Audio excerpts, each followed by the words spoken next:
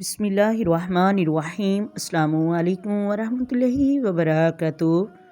محترم ناظرین، آج کی ویڈیو میں ہم آپ کو یہ بتائیں گے کہ ایک بی بی کثرت سے میرے نبی کی ذات پر درود پاک پڑھتی تھی، اور اس درود پاک کی صدقے اللہ تبارک و تعالی نے اسے عذاب قبر سے کیسے بچایا اور اس پر کیسے اللہ تبارک و تعالی کی رحمت عطا ہوئی۔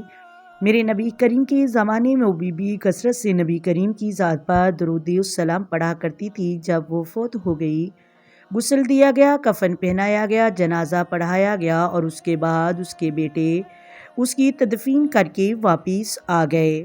تو رات کو وہ اپنے بیٹے کے خواب کے اندر آئی تو بیٹا کہنے لگا، امی جان، جب آپ کی قبر میں منکر نکیر آئے، آپ کے ساتھ کیسے پیش آئے، کیا معاملہ بنا؟ تو عورت کہنے لگی، بیٹا میری قبر میں کوئی منکر نکیر نہیں آیا، میرا کوئی حساب و کتاب نہیں ہوا۔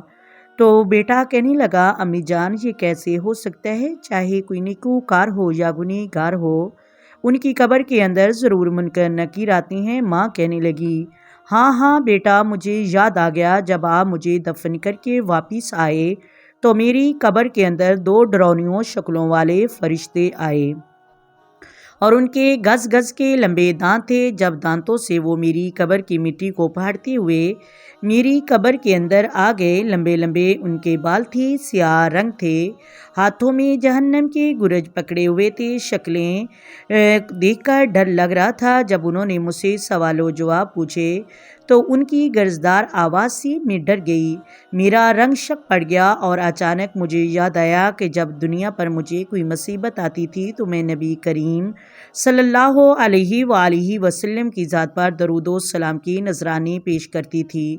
ہو نہ تو آج بھی درود پاک پڑھوں؟ تو وہ بی بی کہنے لگی کہ بیٹا، جب میں نے درود پاک پڑھا، الصلاۃ والسلام علیک یا سیدی یا رسول اللہ، الصلاۃ والسلام علیک یا سیدی یا حبیب اللہ، الصلاۃ والسلام علیک یا سیدی یا نبی اللہ وعلی آلک وصحبک یا سیدی یا محمد رسول اللہ، تو فرشتے اڈاری مار گئے اور جا کر رب کریم کی بارگاہ میں کہنے لگے کہ یا اللہ، ہم اس بی بی کا حساب و کتاب نہیں لے سکتے، اس کے دل کے اندر آپ کی نبی کا درود پاک ہے۔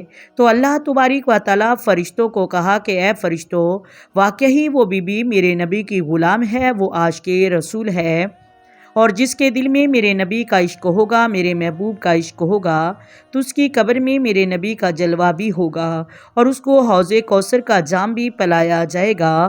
اور پھر اس بی بی کو حوض کوثر کا جام پلایا گیا، اور وہ بی بی کہنے لگی کہ میری قبر میں اللہ کی رحمت ہے۔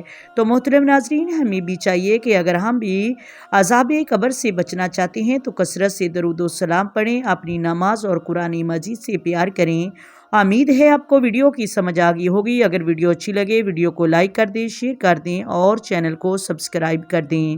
آئیں مل کر آقا دو عالم نور مجسم سرور کائنات صلی اللہ علیہ وآلہ وسلم کی ذات پر درود و سلام کے نذرانے پیش کریں۔ الصلاۃ والسلام علیک یا سیدی یا رسول اللہ، الصلاۃ والسلام علیک یا سیدی یا حبیب اللہ، الصلاۃ والسلام علیک یا سیدی یا نبی اللہ وعلی آلک وصحبک یا سیدی یا محمد رسول اللہ۔ محترم ناظرین، اللہ حافظ۔